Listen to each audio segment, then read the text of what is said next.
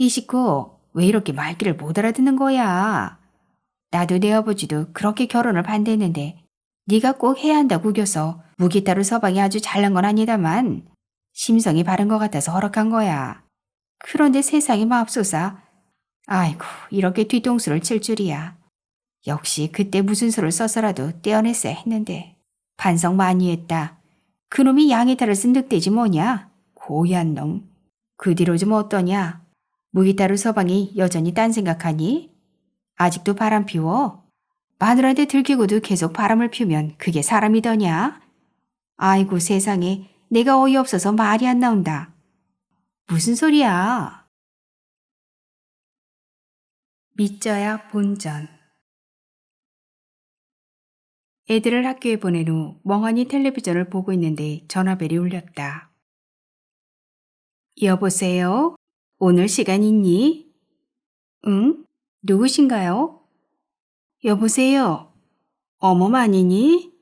저기요, 일단 먼저 이름을 밝히는 게 예의 아니겠어요? 에? 아이고, 미안합니다. 나는 무기타로의 어머니 고마스바라 요코라고 합니다만. 무기의 부모님이라면 대충은 안다.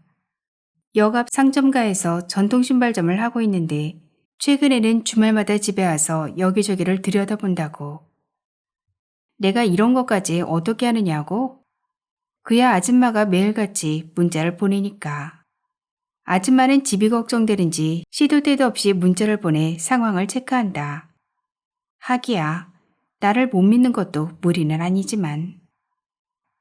그런데 그쪽은 누구신지? 누구냐뇨? 당연히 무기 아내죠. 그러냐? 어쩐지 평소와 다른데.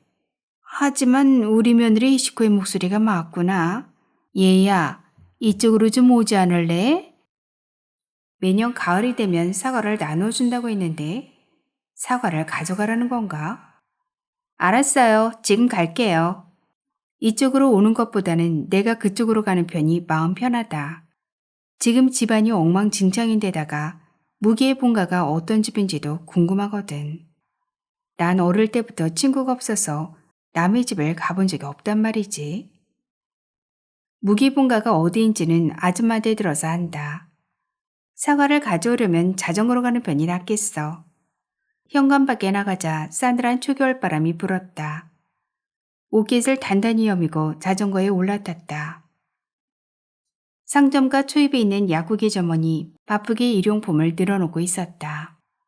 왠지 설레는 마음으로 상점가로 들어서니 가게마다 개점 준비로 사람들이 분주하게 움직였다.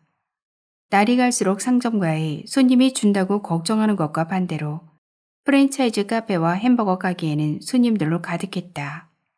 우리 동네 상점가처럼 폐업한 가게도 간간히 눈에 띄었다. 예전에 무기에게 들은 얘기로는 이곳도 예전에는 꽤 번화했고 무기네 본가도 꽤 유명했다고 한다. 이런저런 생각에 잠겨 상점가를 지나다 보니 고마스바라 전통 신발점이라고 적힌 간판이 보였다. 생각보다 작은 가게였다. 문이 뻑뻑해서 미닫이 문을 여느라 낑낑댔다. 손님이라고는 오랜 단골들 뿐이라지만 그래도 손님을 상대로 하는 장세인이만큼 입구 정도는 새로 고치는 게 좋겠다. 안녕하세요. 인사를 하며 봉당 안쪽으로 들어갔다. 안쪽으로 계속 이어져 있네. 폭은 좁지만 부지는 꽤 넓을 것 같았다. 어서 와라. 가게 안쪽 작업장에서 백발이 성성하고 마른 영감님이 책상 다리를 하고 앉아 조리의 일종인 세타를 만들고 있었다. 조리만 만드는 게 아니라 세타도 만들어요? 그럼 이건 단골 중에서도 단골인 손님이 주문한 게다. 80만 원짜리 물건이야. 80만? 순 거저먹기네요. 내 말에 영감님이 소리내어 웃었다. 이런 고급 수제화는 1년에 몇 켤레 안 만들어. 주문이 손에 꼽을 정도거든. 재료비도 비싸고. 아가 내가 생각하는 만큼 벌지는 못하지. 그건 그렇고. 오늘은 평소와 분위기가 다르구나. 그런가요? 평소랑 똑같은데. 아, 그쪽 줄이 예쁘네요. 알록달록한 실로 자수를 놓은 발가락끈이 줄지어 있었다. 해가 바뀌면 바로 성인식이잖니. 여기서 봐도 될까요? 아무렴. 영감님 옆에 앉았다. 나도 이런 기술이 있으면 좋을 텐데. 나는 남에게 호감을 주는 스타일이 아니다. 그래서 회사에서도 일보다 인간관계로 스트레스를 받는 편이다. 하지만 영감님이 하는 일은 혼자서 하는 거고 열심히 배우면 어떻게든 되지 않을까? 아무도 믿지 않겠지만 나는 손재주가 제법 있는 편이다. 영감님처럼 되려면 얼마나 배워야 해요? 응? 영감님이라니? 나 말이냐? 아차차. 아줌마는 영감님을 뭐라고 부를까? 무기 아버지이니까 아버님이라고 부르나? 아이쿠. 글쎄다. 얼마나 배워야 할까? 머리로 생각할 줄 알고 시행착오를 두려워하지 않는 사람이라면 뭐 금세 배우지. 그 순간 나는 영감님에게 깊은 호감을 느꼈다. 무형문화재 장인이랍시고 텔레비전에 나오는 영감들은 하나같이 이 길에서 뜻을 이루려면 50년은 촉기 걸립니다. 라고 거들먹대던데. 하지만 시키는 것만 아는 사람은 100년이 지나도 못할 게다. 저도 열심히 하면 아버님처럼 될 수 있을까요? 그렇게 말하자 영감님이 깜짝 놀란 얼굴로 나를 보았다. 여자는 안 돼. 여자는 안 돼요? 아니, 뭐 그렇지는 않다만. 어디, 손 좀 보자. 양손을 내밀었다. 통통하고 작은 손이었다. 의욕만 있다면 뭐 이 손으로 못할 건 없다만 손이 더 큰 편이 나은데 이건 아줌마 손이야. 진짜 내 손은 남자처럼 크다고. 그때였다. 이시고 언니? 차 내놨다. 내가 좋아하는 찹쌀떡도 사놨다. 잠깐 쉴까? 영감님이 일어서서 봉당으로 내려가 조리를 신었다. 나도 영감님을 따라 안쪽으로 들어가자 작은 정원이 나왔다. 1층에는 가게와 작업장이 있고 정원을 사이에 두고 맞은편에 거실이 있는 모양이다. 폭이 넓은 툇마루에는 크고 작은 박스와 옷상자가 수두룩하게 놓여 있었다. 연말 대청소를 하는 건가? 몸집이 작은 할머니가 켜켜이 쌓아놓은 물건들 속에 파묻히다시피 앉아 있었다. 무기 엄마다. 무기 엄마는 머리를 높게 틀어 올리고 기모노를 입고 있었다. 왠지 할머니라고 부르기 미안한걸? 전통미인이란 이런 아줌마를 두고 하는 말이 아닐까? 어머님, 늘 기모노를 입는 거예요? 히시코, 어쩐지 평소와 좀 다르구나. 왜 그러니? 이제 와서 그런 걸 묻고. 혼자서 입을 줄도 알아요? 물론이지. 굉장하다. 그런데 오늘 무슨 일 있어요? 머리를 다 올리시고. 무슨 일? 난 늘 이렇게 머리를 올리잖니. 그럼 미정원에 매일 가는 건가요? 사흘에 한 번이야. 이야, 아버님도 멋지지만 매일 이렇게 단장하는 어머님도 대단하네요. 운치 있고 좋아 보여요. 히시코, 너 어떻게 된 거냐? 그 말투 누구 흉내를 내는 거야? 네, 그래요. 그건 그렇고 집안에 있다 보니 내가 상점가 안에 있다는 것도 잊어버릴 만큼 조용하잖아. 와, 이 집 정말 마음에 든다. 나는 돌아갈 고향집이란 게 없다. 하지만 사람들이 흔히 말하는 고향집이란 게 이 집과 비슷할 것 같았다. 여름에 정원수잎이 무성해지면 텐마루까지 그늘이지겠지? 가게 문을 살짝 열어두면 시원한 바람이 불어올 것 같아. 와, 저것 봐. 조그마한 연못에 빨간 금붕어가 헤엄치고 있어. 그런데 사과는 어디 있어요? 사과? 그러고 보니 이제 사과를 나누어 먹는 것도 끝이구나. 매년 사과를 보내주시던 분이 작년에 돌아가셨거든. 그럼 왜 불렀어요? 대청소 도와달라고요? 이건 대청소가 아니야. 언제 저 세상에 갈지 모르니까 미리미리 물건을 처분해 두려는 거지. 할머니가 빛바랜 잡지를 끈으로 묶으며 말했다. 아, 이제 왜 불렀는지 알겠다. 필요 없는 물건 중에 원하는 것이 있으면 가지고 가라는 거지. 잘 찾아보면 보물이 있을 것 같지만 집이 좁아서 가지고 가봤자 놓아둘 곳이 없으니 됐다고 해야겠어. 텐마루에서 집 안으로 들어가 차를 마셨다. 이시코, 이 집 어떻게 생각하니? 어떻게라뇨? 여기에 살고 싶지 않니? 설마 같이 살자는 말인가?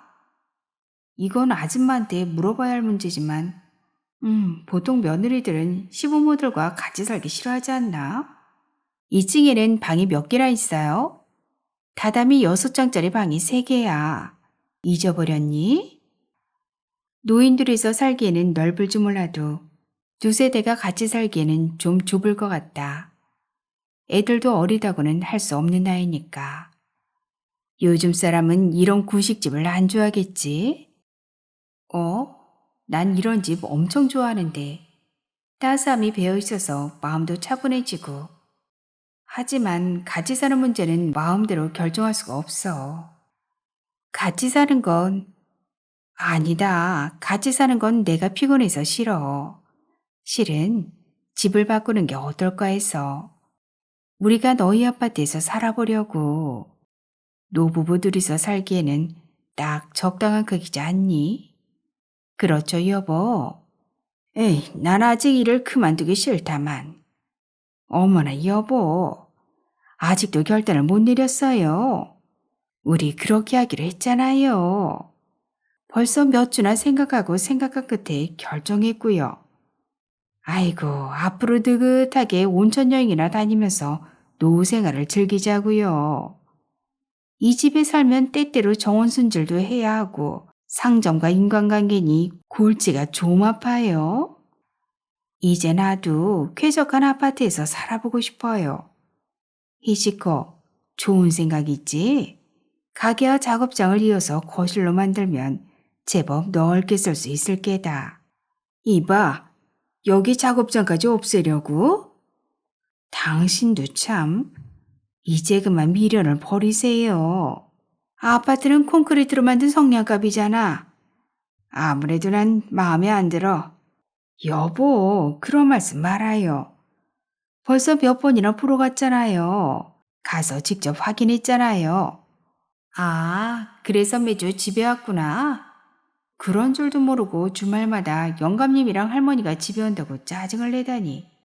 이그 아줌마도 의외로 쪼잔한 구석이 있었네. 에이, 그런 건 빨리 말해줘야죠.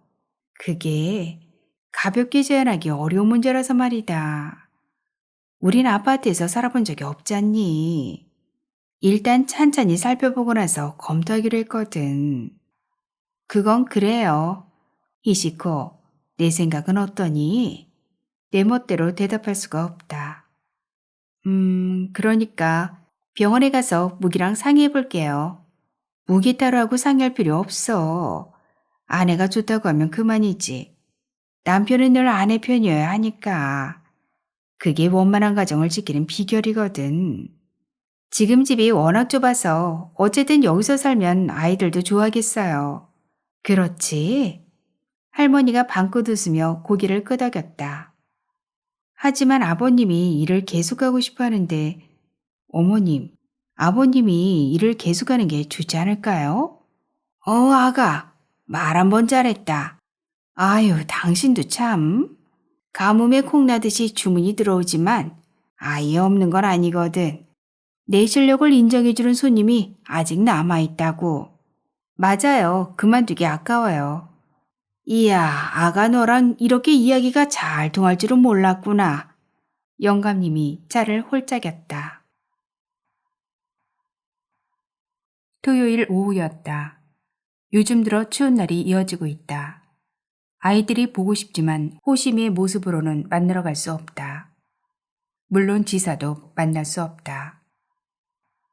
이시코는 혼자 간단하게 점심을 먹은 후 텔레비전 버라이어티 쇼를 멍하니 보고 있었다. 호시미는 하루에 한 번 짬을 내어 가자바나 정원에 간다고 했다. 만약 그 할망구가 나이에 걸맞은 수수한 복장을 하고 있다면 어떡하죠? 그러게 말이야. 나도 그 새빨간 드레스가 워낙 강렬해서 얼굴은 어렴풋하게 기억날 뿐이야. 말인즉슨 히시코도 호시미도 할머니의 옷 말고는 아무런 단서가 없다는 말이다. 그 할머니를 못 찾으면 두 번 다시 고마스바라 히시코로 돌아가지 못할 거야. 그렇게 생각하자 절망적인 기분이 들었다. 이렇게 된 이상 원래대로 돌아가지 못할 가능성을 염두에 두고 생활하는 편이 현명하지 않을까? 내일은 원래대로 돌아가겠지? 아니 다음 주에는, 아니 다음 달에는. 이렇게 시간 질질 끌다가 10년이 지나면 어쩌지? 시간을 허망하게 날려버리는 건 아닐까? 아이를 낳기 전에는 단 1년 뒤의 미래도 생각한 적이 없지만 미카와 마사토를 하고 나서는 먼 미래까지 구체적으로 내다보게끔 되었다. 몸이 바뀌기 전까지는 인생 설계라고 할 만한 계획이 늘 머릿속에 있었다. 하지만 지금은 당장 내일조차 불투명하여 불안과 초조함에서 벗어날 수가 없었다. 그때 현관 초인종이 울렸다. 외시경으로 내다보자 화려한 옷차림의 여자가 서 있었다. 누구지? 외판원인가? 혹시 아는 사람이거나 친구면 어쩌지? 이렇게 갑자기 찾아오면 곤란하다고. 맞장구를 치는데도 한계가 있는데. 아이고, 이제 와서 후회한들 소용없지만 평소 어떤 지인이 찾아오는지 미리 물어봤어야 했어. 히시코가 우물쭈물하는 동안에도 초인종이 잇따라 울렸다. 야, 오심이 없는 척 해봤자 소용없어. 집에 있는 거 다 알아? 안다고. 허스키한 목소리. 어디서 들어본 적이 있다. 빨리 열어. 문 손잡이를 철컥철컥 돌리는 소리. 누구세요? 저는 야마기시 후미코인데요. 자, 이제 속이 시원하냐? 혹시 엄마세요? 장난치지 말고 빨리 문 열어, 오심이. 이제는 주먹으로 문을 두드리기 시작했다. 이웃의 민폐다. 지금 열게요. 잠깐만요. 허둥지둥 자물쇠를 푼 순간 바깥쪽에서 문을 확 잡아당겨서 체인이 팽팽해졌다. 아이고, 조심성도 많아라. 뭐 그래야 한다만. 문틈으로 예상했던 것보다 훨씬 젊은 여자가 보였다. 숱이 풍성한 긴 갈색 머리가 물결치듯 치렁거렸다. 스키니진에 반짝이가 달린 쫄티, 그 위에 기장이 짧은 가죽 점퍼를 입었다. 몸집이 작아서 호시미의 미니 버전으로 느껴졌다. 체인을 풀고 문을 열자 후미코는 미간에 주름을 잡고 얼굴을 가까이 댔다. 야, 너 진짜 호시미야? 위에서 아래까지 빤히 훑어보았다. 하기야, 아무리 어떻게 봐도 호시민걸. 근데 하지만 말이야, 뭔가 달라. 다르다뇨. 얼굴 생김새는 같지만 표정이 달라. 후미코는 식탁 의자에 앉아 맛있게 담배를 피우기 시작했다. 자세히 보자 눈가에 잔주름이 자글자글했다. 호시미가 20살이니까 45살쯤 됐을까? 하지만 아무리 봐도 40대로는 안 보여. 혹시 친엄마가 아니거나. 근데 그렇다고 하기엔 너무 닮았네. 그래도 옷차림이 저게 뭐람? 나이에 맞게 입어야지. 그 엄마의 그 딸이네. 뭘 그렇게 뚫어지게 보니? 젊고 예뻐서. 입에 발린 소리 해봤자 아무것도 안 나와. 호미코는 생각지도 못한 말에 기쁜 듯 했다. 하지만 그 사실을 들키고 싶지 않은지 얼굴에 억지로 힘을 주고 있었다. 그 모습이 꽤 웃음을 자아냈다. 저기, 엄마, 올해 몇 살이셨죠? 이거야 원. 제 부모 나이까지 잊어버리다니.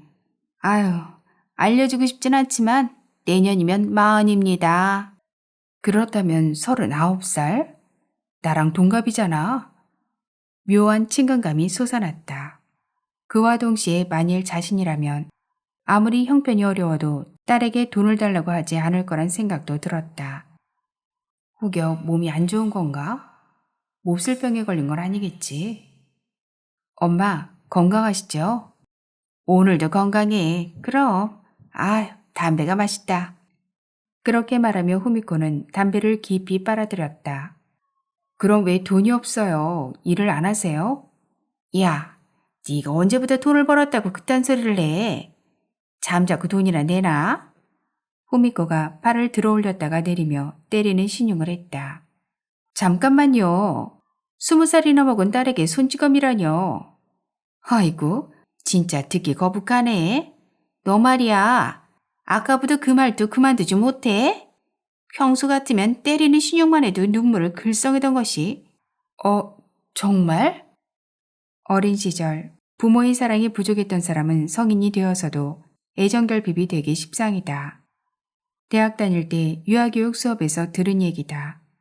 히시코는 갑자기 가슴이 메어왔다. 그리고 호시미가 조그만 여자애처럼 느껴졌다.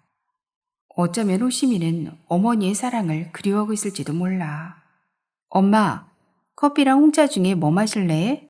후미코에게 등을 돌리고 주전자를 가스레인지 불에 올렸지만 대답이 없었다. 돌아다 보자 후미코가 히시코를 가만히 보고 있었다.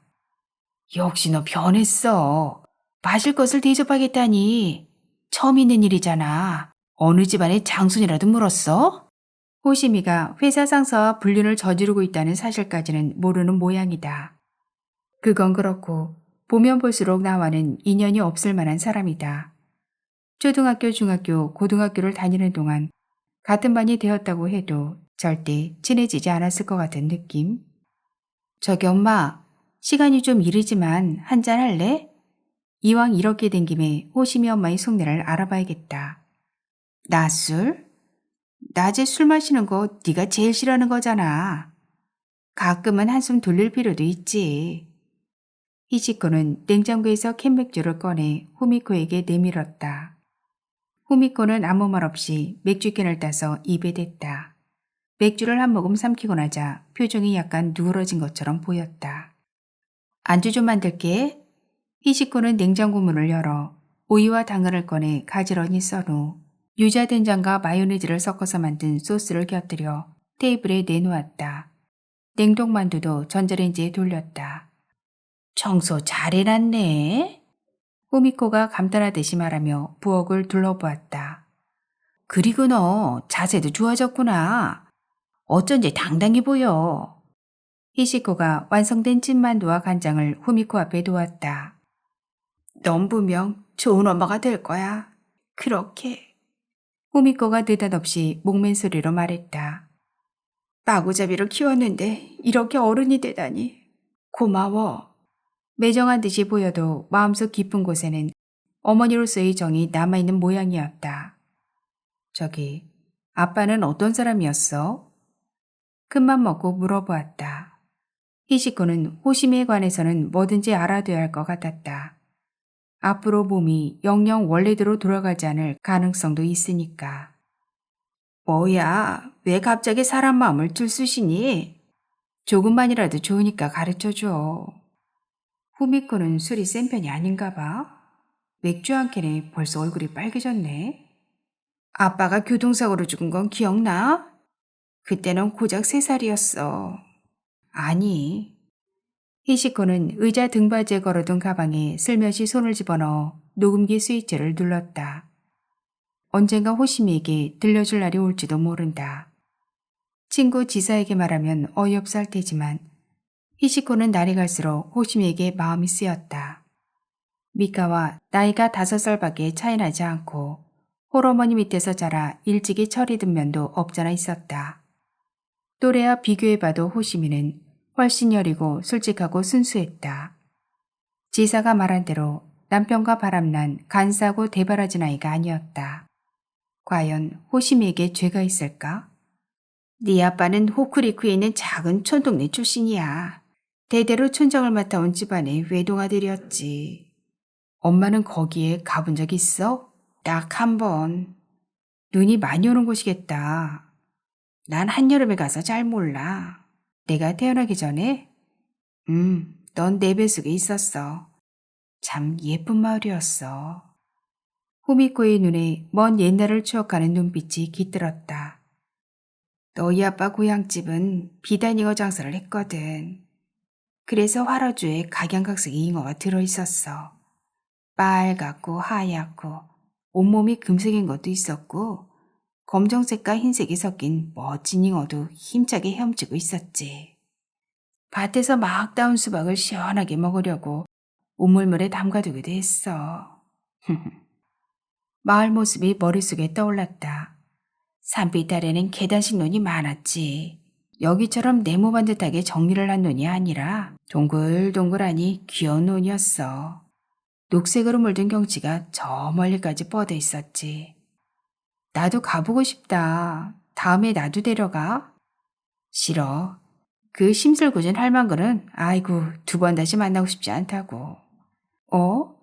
할머니는 아직 살아계셔? 죽었다는 연락이 안 왔으니 살아있지 않을까? 호시미는 자신에게 할머니가 있다는 사실을 알까? 초등학교 선생님처럼 정년을 마친 사람이야. 잠깐만. 도대체 아빠네 본가는 어떤 집이야? 대대로 촌장을 맡아왔고 비단잉어 장사를 하고 농사도 짓고 거기다 할머니는 학교 선생님? 생각해보니 엄청난 집안이네. 그런 중에 네 할머니는 특히 활력이 넘쳤어. 그래서인지 자신에게도 남에게도 아주 엄격한 사람이었지. 그런 사람이 나 같은 며느리가 마음에 들겠니? 후미코의 눈에 슬픈 빛이 번졌다. 아빠는 눈에 넣어도 아프지 않은 네 할머니 외동아들이야. 그에 비해 나는 고등학교를 중퇴한 호스티스였어. 할머니는 기가 막혀서 말도 못이었지. 게다가 우린 속도 위반으로 혼인신고를 마친 상태로 할머니를 뵈러 갔으니 뭘 어떻게 해도 용서가 안 되겠지. 아빠랑은 어떻게 만났어? 우연히 가든 맨션에서 살았어. 아빠가 개를 좋아했거든. 누가 시키는 것도 아닌데 매일 아침마다 주인 집에서 기르는 개를 산책시켰지. 그래서 실은 나도 개를 좋아하거든. 나머지는 비밀. 후미코가 부끄러운 듯이 웃었다. 그리고 술 기운에 횡설수란 이야기를 정리하면 19살의 당시 대학원생이었던 남편과 결혼했고 호시미가 3살이 되던 해에 불의의 사고로 남편을 잃었다.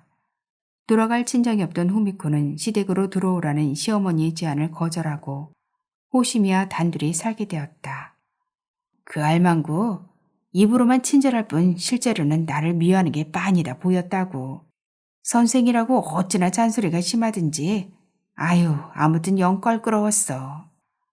후회? 인생이 이렇게 험난할 줄은 몰랐거든. 말하자면 몰락한 인생이지. 파트타임으로 일하고 정부 지원금으로 어떻게든 굶어 죽지는 않았지만 너한테는 미안하다는 말밖에 할 말이 없다. 아니 엄마. 가족도 없었고 고작 22살이었잖아. 3살 배기 아이까지 데리고 사는 게 쉽지 않았을 거야. 정말 고생했어. 그러자 후미코의 눈에 눈물이 그렁그렁 맺혔다. 이렇게 못난 엄마를 용서해주는 거니? 물론이지. 그런 것보다 호심이 이런 곳에 아빠의 품을 더 쓸 줄 몰랐네. 이런 데다 남자박으로 두면 남자가 안 붙어. 후미코가 찬장을 가리키며 말했다. 유품?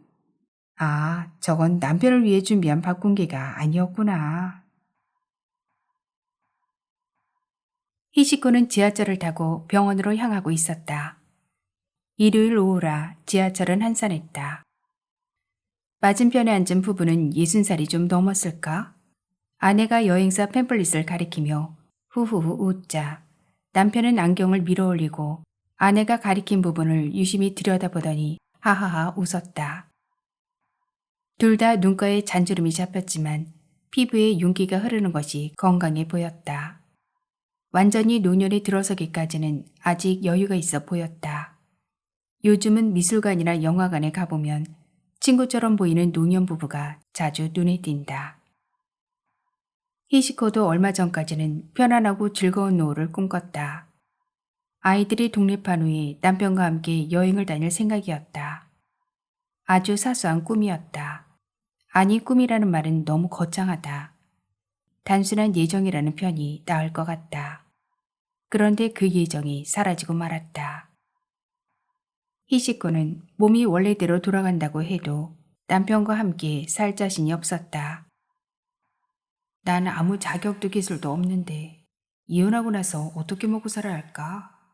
남편에게 친권을 빼앗길지도 몰라. 결혼한 지 15년, 주부라는 자리에 불안을 품은 적은 단 한 번도 없었다.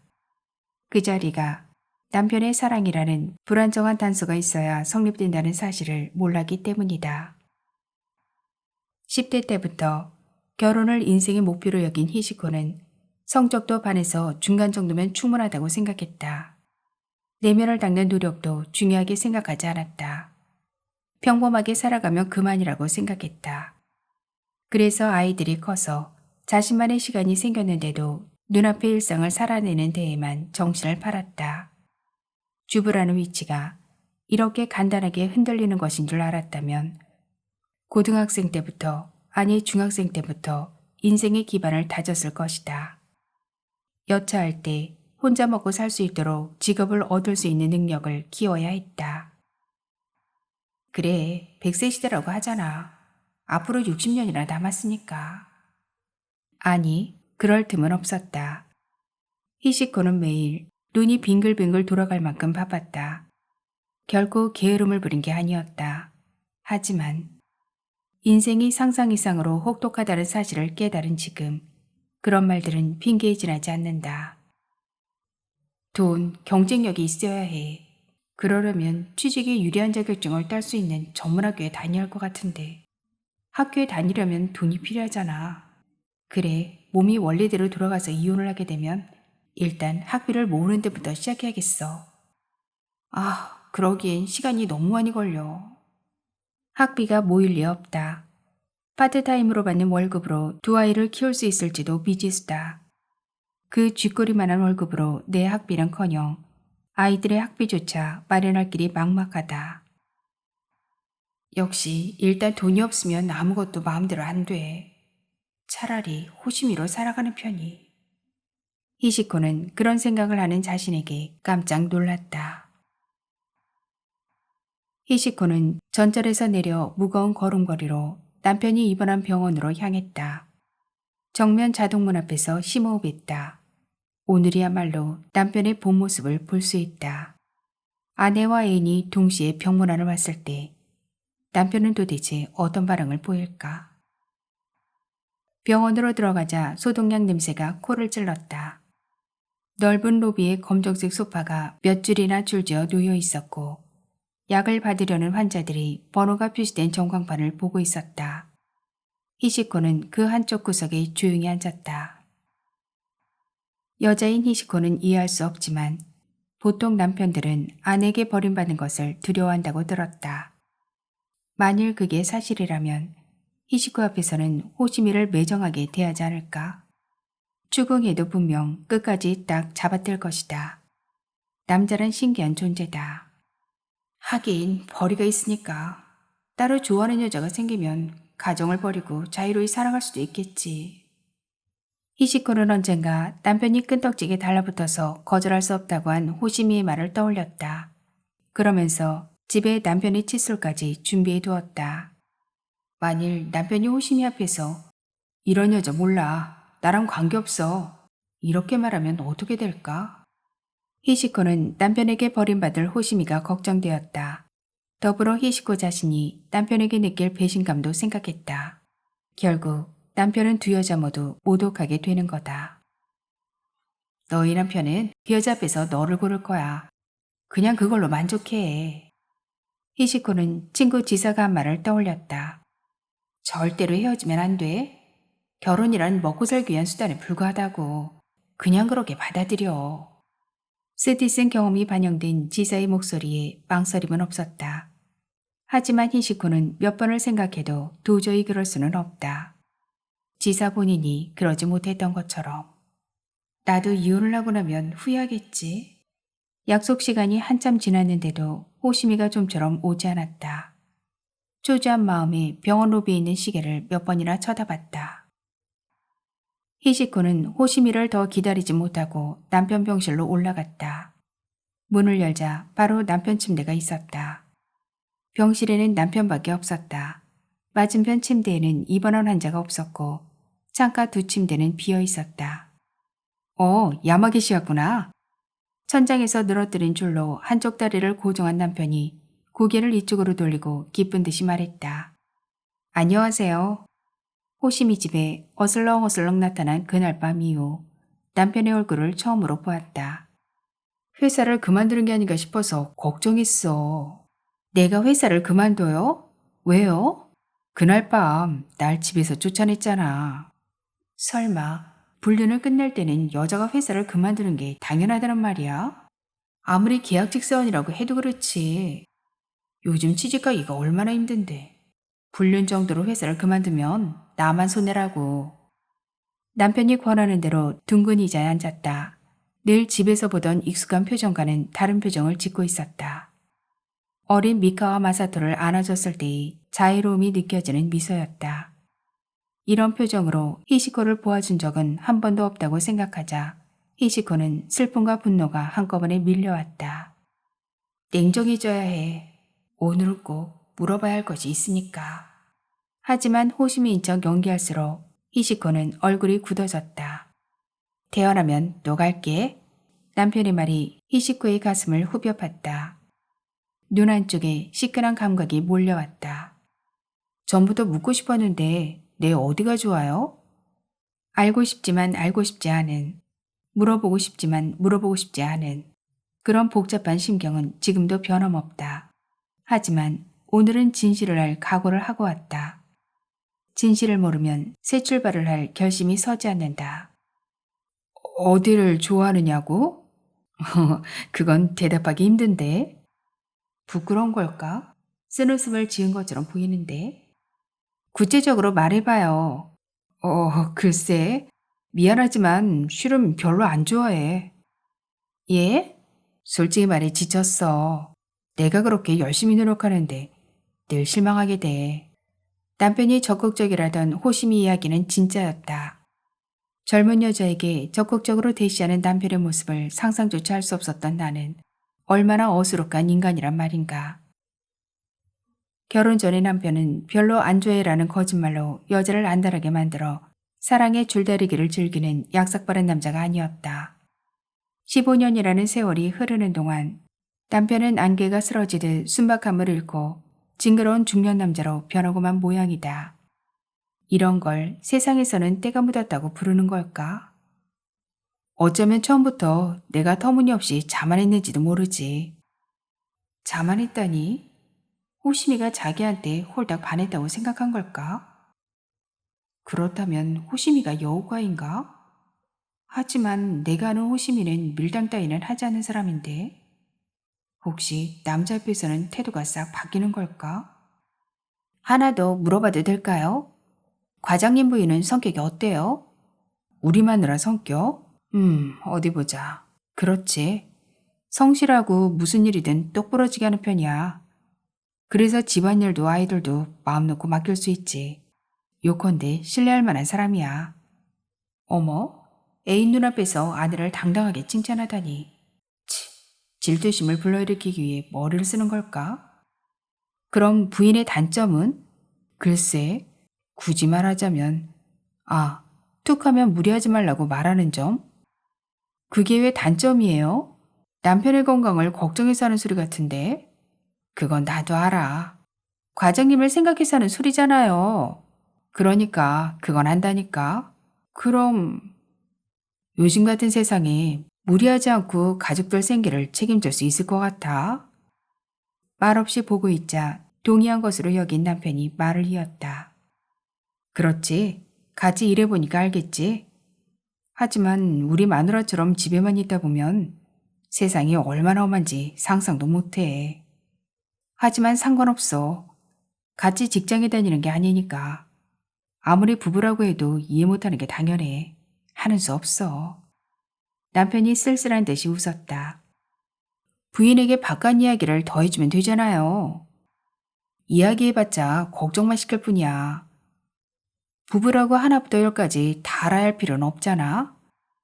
마누라가 파트타임으로 일하는 곳이 얼마나 힘든지, 집안일을 하고 이웃과 관계를 맺는 게 얼마나 번거로운지 들어본들 머리로는 이해해도 실감하지 못해. 피장파장이야. 그때 문을 두드리는 소리가 들렸다. 아, 미안요. 늦었네요. 그렇게 말하며 호시미가 들어왔다. 히시코는 서둘러 남편 표정을 힐끗 쳐다보았다. 지금까지의 평온한 표정이 단숨에 어떻게 변할까? 경악할까? 아니면 공부해질까? 놀랍게도 남편의 표정에는 변화가 없었다. 소개할게. 여기는 영업부 야마게시 호시미 씨. 그리고 이쪽은 우리 마누라. 저기 처음 뵙겠습니다. 야마기시라고 합니다. 세상에, 내가 호시미와 마주쳤을 때를 대비해서 미리 준비한 것 같잖아. 왜 이렇게 태어난 거야? 히시코가 어정쩡하게 일어서서 머리를 숙였다. 안녕하세요. 호시미가 고개를 까딱했다. 행동거지가 꼭 남자 고등학생 같아서 주부라고 하기에는 위화감이 느껴졌다. 설마 학부모에서도 이랬을까? 히시코는 왠지 모를 불안감에 휩싸였다. 이거 병문안 선물이에요. 히시코는 슈크림이 든 박스를 호시미에게 내밀었다. 오, 감사. 센스가 넘치시네. 방과후 수업에서도 이런 말들을 썼을까? 에이, 설마. 이보다는 더 상식적으로 행동했겠지. 눈에 띄지 말라고 그렇게 신신당부했는데. 남편은 어떤가 하고 살피자 여전히 기분이 좋은 듯한 얼굴을 하고 있었다. 이 남자 도대체 정신머리가 어떻게 생긴 걸까? 저기 아줌마, 야마기시 씨, 화과자 좋아해요? 호시미는 붙박이 선반에서 박스를 꺼내며 물었다. 화과자요? 예, 감사합니다. 이 사람이 영감 같아서 그런지 문병 오는 사람들마다 화과자를 들고 와요. 가끔은 이런 슈크림 같은 걸 가져오면 얼마나 좋아. 여보, 말투가 왜 그래? 요즘 우리 마누라가 좀 이상하다니까. 야마기 씨, 억지로 먹을 필요는 없어. 계획이 어긋났다. 히시코는 오늘 남편의 본성을 확인하고 남편과 결별하기 위해 왔다. 꼴사납게 허둥거리는 남편의 모습을 보고 여자 둘이서 남편을 경멸하고 이별을 구한다는 줄거리를 생각했는데 이렇게 충고했는데도 꼭 헤어져야 한다면 어설프게 굴지 말고 완전히 끝장을 봐. 지사가 그랬다. 마지막으로 하고 싶은 말을 막 퍼부라고. 남편에게 입에 담지 못할 욕을 해도 돼. 남김없이 퍼붓는 거야. 아주 작은 일이라도 몇 년 전의 일이라도 상관없어. 상대방이 원하든 말든 무슨 상관이야. 인격을 의심받더라도 괜찮아. 지사는 마지막까지 한마디도 못했다고 한다. 나중에 비참한 기분이 들지 않도록 악다구니를 부리지 않았단다. 그때는 그게 현명한 방법이었다고 했다. 하지만 이혼하고 몇 년이 지나도 가슴속에 맺힌 것이 사라지지 않는단다. 그때 문을 두드리는 작은 소리가 들렸다. 실례합니다. 이시구로가 들어왔다. 야마기시 씨도 왔구나. 안녕? 히시코는 자신에게 하는 인사라는 것을 깜빡하고 있다가 얼른 머리를 살짝 숙여 인사했다. 그쪽도 하나 먹어요. 뭐 대단한 건 아니지만. 호시미가 이시구로에게 박스를 내밀었다. 단 건 별로 안 좋아해서요. 그리고 이건 그저께 제가 산 건데. 이시구로가 조심스레 말하자마자 호시미가 웃음을 빵 터뜨렸다. 미안요. 대단한 게 아니라니 말실수를 했네. 농담이었어요. 보기에는 상당히 맛있을 것 같아요. 남편도 맛있게 먹었고요. 나야 팥을 못 먹으니까 맛이 어떨지는 잘 모르지만. 호시미가 열심히 말할수록 이시구로의 얼굴에서 웃음기가 사라져갔다. 과장님, 이분은 이시구로가 머뭇머뭇 물었다. 우리 마누라. 예? 사모님이셨습니까? 그거 참... 이시구로가 놀라움을 감추지 못하며 호시미를 힐끔힐끔 보았다. 잘 부탁해요. 입을 크게 벌리고 슈크림을 베어먹은 호시미는 입을 우물거리며 말했다. 처음 뵙겠습니다. 이시구로라고 합니다. 저 과장님께는 여러모로 신세만 지고 있습니다. 야마기시 씨도 사모님께 인사드렸어? 이시구로가 이쪽을 보았다. 늘 감사합니다. 하는 수 없이 히시코도 호시미를 향해 고개를 숙였다. 지금부터 진상을 파악하려던 참인데 이시구로 때문에 오늘도 흐지부지 넘어가겠네. 아, 참. 저희 때문에 과장님이 늘 늦게 들어가시죠? 정말로 죄송합니다. 무슨 말이지? 호시민은 대답도 하지 않고 페트병에 담긴 녹차를 꿀꺽꿀꺽 마셨다. 무슨 소리야? 이시그로가 이상하게 여길 것을 각오하고 과감하게 물어보았다. 무슨 소리냐니? 고마스바라 과장님이 일주일에 2번씩 야마기시 집에서 밀가루와 가공식품에 관해 가르쳐 주시잖아. 그건 말이야. 아, 그거? 혹시 내가 터무니없는 오해를 한 건가? 여름휴가까지 반납하시고 가르침을 주셨습니다. 저희는 지금 정사원이 되느냐 마느냐 갈림길에 서 있거든요. 그래서 그만 과장님의 제의를 넙죽 받아들였습니다. 에이, 그런 인사는 됐어, 이시그루짱. 호시미가 대답한 순간 남편이 웃음을 터뜨렸다. 뭐야, 당신이 이렇게 선선히 이해할 줄 알았으면 처음부터 말해둘 걸 그랬네. 과장님 사모님께는 비밀로 하셨습니까? 이시그루가 물었다. 어쨌든 야마기 씨도 여자잖아. 괜한 오해를 받기 싫어서 말이야. 설마요, 사모님이 그런 오해를 하실 리 없지 않습니까? 야마기시 씨는 겉모습만 여자지 알맹이는 불량한 남자 고등학생이나 괴짜 아저씨 뺨치니까요. 잠깐, 그러니까 셋이 호시미 집에 모여 정규직 전환시험 스터디를 했다는 뜻이야?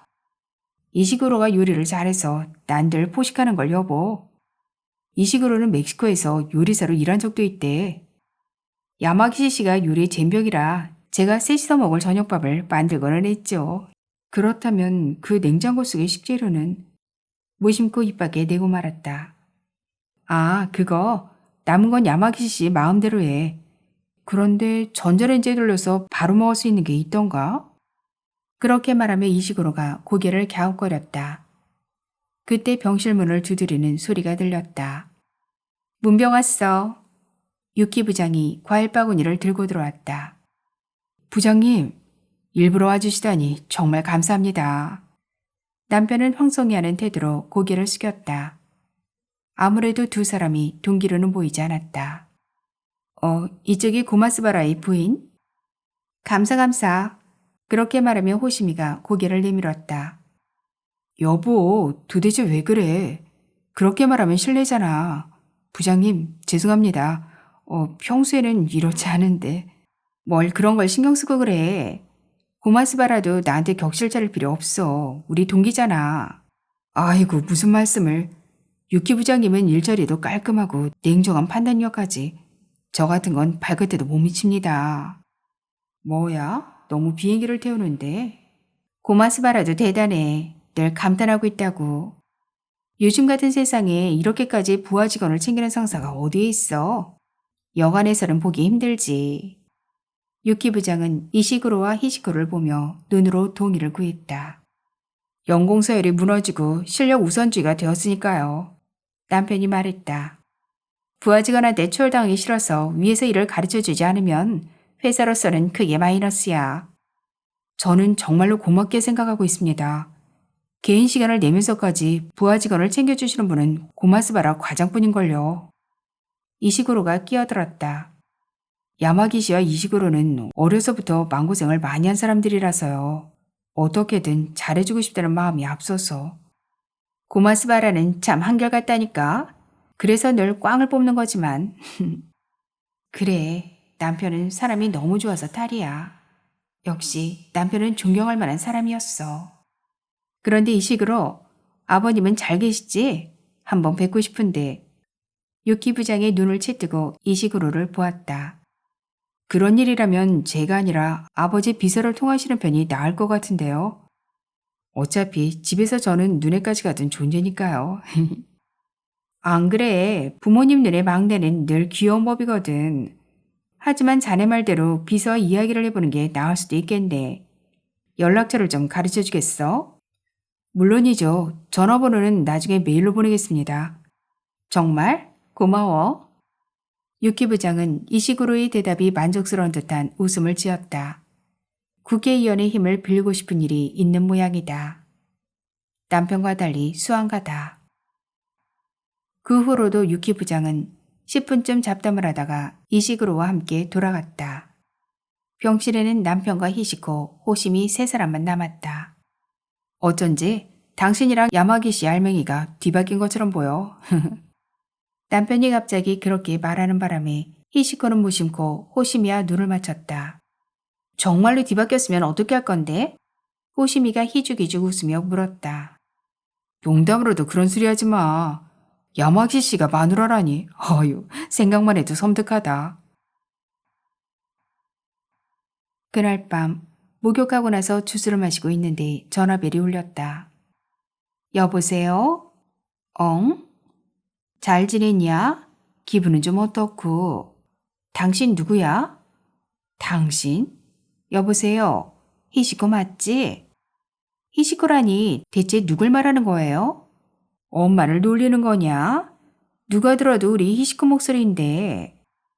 아, 히시코는 나지. 그런데 누구세요? 나라니까, 네 엄마. 아, 혹시 하코다테? 뭐라고? 그래, 하코다테가 맞다만. 히시코, 머리 괜찮니? 머리는 나빠, 태어날 때부터. 아이고, 왜 이리 차갑게 굴어. 아, 알았다. 요전에 전화 때문에 화났어? 엄마가 이혼하지 말고 참으라고 해서 그래. 이혼? 너가 그랬잖아. 그렇다고 이렇게 오래 화낼 일도 아닌데. 그만 기분 풀어라. 어디서 어떻게 봐도 이혼할 것 같은 부부로는 안 보이는데. 무기는 다정하고 아줌마는 좋은 사람이고 가정도 원만하고. 그 뒤를 엄마가 잘 생각해 봤는데 아이고 얘 네가 불쌍해서 안 되겠더라. 네가 고등학교 졸업하고 바로 도쿄로 올라가서 혼자 얼마나 힘들었겠어. 아는 사람도 없는 도쿄에서 대학도 졸업하고 일자리도 알아서 척척 구하고 말이다. 진짜로 잘 살았다. 그러게 열심히 살아온 너한테 그렇게 몹쓸 짓을 하다니. 무기타루 서방 그 얼빠진 놈. 무기가 아줌마한테 몹쓸 짓을 했다고? 그런 사람으로는 안 보이는데. 뭐? 무슨 말이에요? 히시코, 왜 이렇게 말귀를 못 알아듣는 거야? 나도 내 아버지도 그렇게 결혼을 반대했는데 네가 꼭 해야 한다고 우겨서 무기타루 서방이 아주 잘난 건 아니다만 심성이 바른 것 같아서 허락한 거야. 그런데 세상에 맙소사 내가 이런 일을 보게 될 줄이야. 무기타루 서방이 해마다 파스타인지 뭔지도 보내주고 해서 사람이 좋다 생각했는데 아이고 이렇게 뒤통수를 칠 줄이야. 역시 그때 무슨 수를 써서라도 떼어냈어야 했는데 반성 많이 했다. 그놈이 양의 탈을 쓴 늑대지 뭐냐? 고얀 놈. 이 세상에 거짓말 안 하는 사람이 어디 있겠어. 그 뒤로 좀 어떠냐? 무기타루 서방이 여전히 딴 생각하니? 아직도 바람 피워? 응? 바람? 그 고지식한 인간이? 이야, 사람은 역시 겉만 봐서는 모르는구나. 마누라한테 들키고도 계속 바람을 피우면 그게 사람이더냐? 아이고 세상에 내가 어이없어서 말이 안 나온다. 히시코, 여기 엄마 있는 대로 돌아오련? 무슨 소리야? 요전에 네 오빠하고 네 얘기했더니 노발대발하더라. 체면 신경 쓰다가 하나밖에 없는 딸내미 고생시킨다고 나한테도 쓴소리를 하더구나. 마사이코는 지금도 너 생각 많이 하는 착한 오랍이다. 네가 이혼해서 집으로 돌아오면 남인은도 그렇고 대대로 이어온 가문에 먹칠하는 일이라고 조상님 볼 면목이 없다고 했더니 지금 살아있는 사람을 챙겨야지 무슨 소리냐고. 조상님들도 이해할 거라고 어찌나 화를 내든지. 하기야 마사이코가 틀린 말을 한 건 아니지. 그 말이 맞다. 이야 오빠 참 착하다. 집도 널찍하고 안 쓰는 방도 많다. 그러니까 냉큼 이혼하고 이쪽으로 돌아오려무나. 마침 내 조카들도 여기저기 좋은 대학에 가 있는데 졸업하고 나서 이런 총구석으로 다시 돌아오겠니? 마땅히 취직할 곳도 없는데 말이다. 혹여라도 내 올게 눈치 보여서 그러는 거라면 내가 땅을 팔아서라도 내 살 길을 열어주마. 우와 대단하다. 아이고 별말을 다 한다. 부모 자식 사이에 고맙단 소리 하는 거 아니다. 네가 24살에 결혼했지? 그 어린 네가 남자 보는 눈이 어디 있다고. 철석같이 믿고 그 호랑말 것 같은 놈에게 보낸 내가 죄인이다. 아이고 불쌍한 거. 히시코, 앞으로 어떻게 살아갈지 잘 생각해봐. 이제 곧 미카도 고등학교에 올라가는데 쉬운 결정은 아니다만 진짜 좋은 엄마다. 그보다 대체 누구랑 바람이 났더냐? 아, 그러고 보니 같은 회사 사람이랬냐? 같은 회사? 도대체 누구지? 설마 마리코 선배인가? 그건 아닐 텐데. 그럼 유키 부장? 맞아. 둘이 동기랬지? 세상 일 알다가도 모르겠어. 얼굴이 반반하게 생겼더냐? 어쨌거나 나는 그년을 절대 용서 못한다. 아니지. 그런 년을 낳아기른 부모나 짝을 먼저 보고 싶네 그려. 그녀는 너만 힘들게 한 게 아니라 우리 미카랑 마사토 인생도 망친 게다. 내가 우울하같이 밀어서 밤에 잠도 안 와 그냥. 그래도 밤에는 잘 자야지. 그리고 무기는 퇴근한 후에 스터디를 하느라 바람 피울 틈이 없을 텐데. 뭐? 바람 피우는 게 아니라고? 그래? 그럼 아무튼 정월에는 얼굴 보여주러 꼭 오거라. 기다리고 있을 테니. 가보고 싶다. 아줌마 엄마를 만나보고 싶다. 히시코, 기운 내라. 몸 잘 챙기고 잘 있어. 전화를 끊은 후 텔레비전을 보면서 빨래를 겠다. 어차피 입을 건데 왜 개어야 하지? 귀찮아 죽겠네. 그리고 엄마가 아이들 옷까지 개어서 옷장에 넣어주다니. 이놈의 집구석은 아줌마 없이는 제대로 돌아가는 게 하나도 없네. 아, 좋은 생각이 났다. 이대로 방구석에 쌓아놓고 각자 옷을 갈아입을 때마다 필요한 옷을 가져가면 되잖아. 그렇게 하는 게 아이들이 자립하는 데도 도움이 될 거야. 내가 생각해도 참 좋은 아이디어인데. 그래, 그렇게 하자. 멋진 생각을 해냈다고 스스로에게 감탄하고 있을 때 휴대전화가 울렸다. 화면에 지사라고 떴다. 히시코, 괜찮아? 그 일 어떻게 됐어? 갑자기 뭔 소리야? 무슨 소린지 전혀 모르겠는데? 애당초 당신 누구야? 말투로 보아 아줌마 친구? 그건 그렇고 아줌마는 참 행복한 사람이구나. 아줌마가 걱정이 되어 전화를 거는 사람이 이렇게 많잖아. 그 일이라니 뭐? 이제 마음이 가라앉았어? 마음이 가라앉다니 무슨 힘이지? 잘 됐네. 어쩐지 오늘 밤은 갑자기 네 목소리가 듣고 싶더라고. 히시코, 난 대체 뭐 때문에 살고 있는지 모르겠어. 간병인은 정말 중노동이야. 정신적으로도 힘들고. 우리 엄마도 간병인으로 일한 적이 있다. 허리가 아파서 반년 만에 그만뒀지만 하지만 내 생각에는 허리가 아프지 않았어도 금방 때려쳤을 거다. 엄마한테 그런 일은 무리인걸. 자기 아이도 제대로 돌보지 못한 사람이 노인을 어떻게 돌봐? 몇 년이나 있지? 3년인가? 굉장하다. 보통은 그렇게 오래 못해. 엄청 힘든 일이잖아. 그런가? 그럼 넌 정말 대단해. 하지만 이렇게 살아봤자 무슨 소용이 있나 싶어. 뭔가 좋은 일 없을까? 혹시 취했어? 요즘은 술이 없으면 잠을 못 자. 밤이 되면 미칠 듯이 외로워서 말이야. 나를 필요로 하는 사람이 없다는 게 뼈저리게 느껴져. 뭔 소리야. 널 필요로 하는 사람은 많아. 간병인 일만큼 그걸 몸으로 직접 느낄 수 있는 일이 또 어디 있겠어? 히시코, 오늘 뭔가 좀 다르다. 어쨌든 외로우면 우리 집에 와. 술은 좀 그렇고 컵라면이라도 한 그릇 하자. 고마워. 기분이 좀 편해졌어. 12월도 중순에 접어들었다. 이제 곧 크리스마스다. 거리를 돌아다니면 징글벨이 흘러나오고 각양각색의 전구 장식이 예쁘게 반짝반짝 빛난다. 그리고 연말연시. 매년 돌아오지만 거리 사람들 모두 새해를 처음 맞이하는 것 마냥 들떠 있다. 오늘 밤에는 아줌마가 집으로 놀러 오기로 했다. 시간이 더 지나기 전에 아이들과 친해지고 싶어. 곤란한 일이 생기면 언제든지 상담할 수 있는 언니나 누나 같은 존재가 되고 싶거든. 전화 속 목소리가 구슬프게 들렸다. 아줌마는 원래대로 돌아가지 못할 거라고 생각하는 모양이었다. 실은 나도 그런 기분이 들었다. 하지만 이대로 있어도 괜찮지 않을까 하는 기분도 들었다. 단란한 가정에 무기 부모님도 잘해주고 하고다테에는 다정한 엄마가 있다.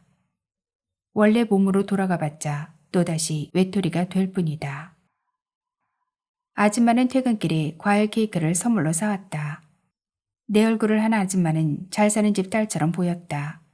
나에게 청초한 원피스는 안 어울릴 줄 알았는데 제법 잘 어울려서 깜짝 놀랐다. 회사 사람들이 많이 놀랐겠는데? 호시미 언니는 늘 우리가 좋아하는 것만 사온다니까? 미카가 가슴 앞으로 손을 들어 올려 박수를 쳤다. 와, 파르테논의 케이크잖아? 마사토가 눈을 반짝였다. 저녁은 뭘 먹고 싶니? 아줌마가 기쁜 얼굴로 아이들을 위한 요리를 시작했다.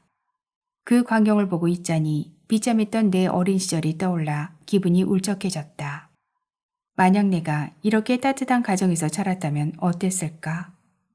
생각할수록 괴로웠다. 아무리 생각을 쥐어봐도 머리가 멋대로 이런저런 장면을 상상해버렸다. 잘 먹었습니다. 정말 맛있어요. 미카는 그릇을 싱크대에 갖다 놓으며 말했다. 아줌마의 기대와 달리 식사 시간은 늘 짧았다. 어머, 벌써 방에 가려고? 미카짱, 기말 시험 끝나지 않았어?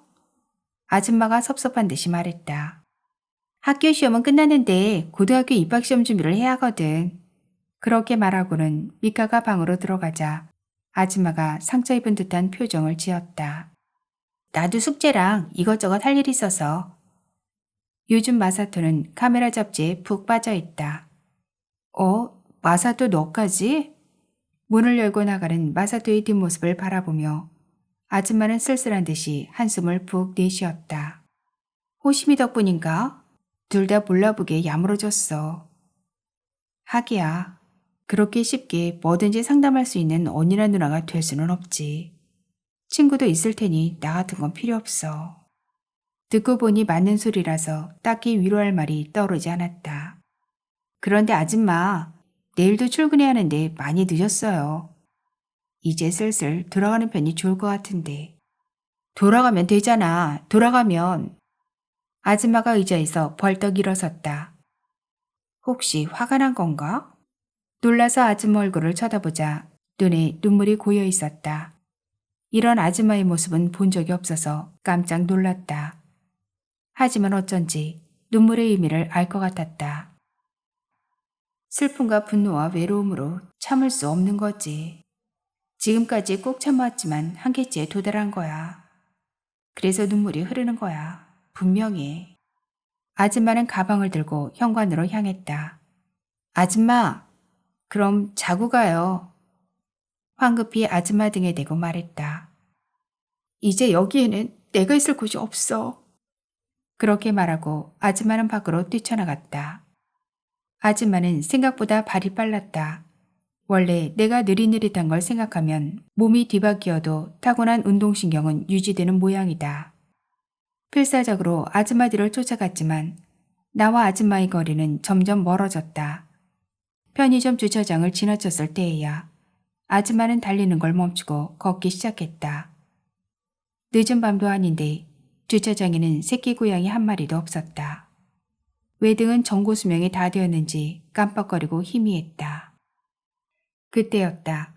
갑자기 뒤에서 크크크 웃음소리가 났다. 놀라서 돌아다보자 누군가 자동 판매기 옆에 기대어 서 있었다. 자동 판매기에서 나오는 불빛에 반사되어 얼굴은 보이지 않았다. 할머니 맞죠? 아줌마가 소리를 질렀다. 새빨간 드레스. 맞아, 그 할망구야. 세상에, 남의 마음도 모르고 자동 판매에 기대어 느긋하게 바나나를 먹고 있다니. 오랜만이구먼. 이 할망구야, 지금까지 어디서 뭘 했어? 달려가서 팔을 붙잡았다. 내가 두 번 다시 놓칠까봐? 아줌마가 양손으로 내가 잡은 반대쪽 팔을 꼭 붙들고 있었다. 빨리 원래대로 돌려줘요. 아줌마가 큰 소리로 외쳤다. 뭐라고? 잘 안 들려. 그나저나 상대방 입장에서 생각해봤어? 할망구가 아줌마를 보았다. 그래요. 내 지리짐작이었어요. 이 사람은 남편의 불륜 상대가 아니었어요. 이제 됐어요? 아줌마 말에 놀라 할머니 발을 놓칠 뻔했다. 뭐요? 아줌마, 혹시 내가 과장 애인인 줄 알았어요? 그런 건 아니지만. 그렇죠. 과장 같은 아빠가 있으면 좋겠다고 생각한 적은 있지만 그런 중년 아저씨가 내 애인이라니 말도 안 되죠. 그리고 날 우명한 눈으로 보는 아저씨는 많지만 과장이랑 29로 짝만은 달랐다고요. 할머니가 아줌마를 죽일 듯이 노려보며 소리쳤다. 아무튼 난 조강지철하는 게 정말로 마음에 안 들어. 아, 종이 조각 하나로 으스대는 꼴하고는 소실은 늘 괴로운 입장에 처한다고. 게다가 세상 사람들은 소실에게 악담만 퍼부어대고 말이야. 뭐야? 과거에 힘든 일이라도 겪었나? 그러니까 아니었다고요. 할머니도 참. 이제 남은 일은 하늘에 맡기는 수밖에. 할머니 말이 떨어지기가 무섭게 지진이라도 난 듯 땅바닥에 흔들렸다. 둘이 서로의 마음을 잘 이해했나 보네. 할머니가 고개를 끄덕였다. 나는 외등 아래에서 내 손을 보았다. 통통하고 작은 손에서 엄마가 늘 남자 같다고 하던 큼지막한 손으로 되돌아왔다. 이제 됐지? 할머니가 뒤돌아 떠나려고 했을 때 아줌마가 황급히 할머니를 불러세웠다. 할머니, 하나만 가르쳐 주세요. 이제 다시는 뒤바뀌지 않겠죠? 그래, 이제는 안 바뀌어. 한 사람당 한 번이라고 정해져 있거든. 할머니는 그런 것도 모르냐고 말하고 싶은 듯한 표정으로 쏘아붙였다. 나는 아줌마와 둘이서 멀어져가는 할망구의 뒷모습을 멍하니 바라보았다.